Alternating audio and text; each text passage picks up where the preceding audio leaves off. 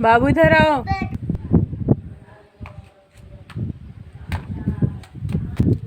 क्या आप मुझे कोई पोएम सुना सकते हो?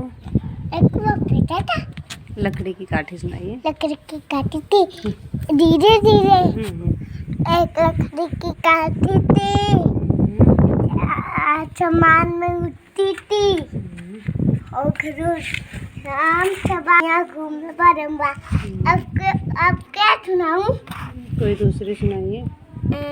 एक एक हुआ पैदा था, एक हुआ पैदा था, एक में पानी थोड़ा था, डाला कंकर पानी ऊपर।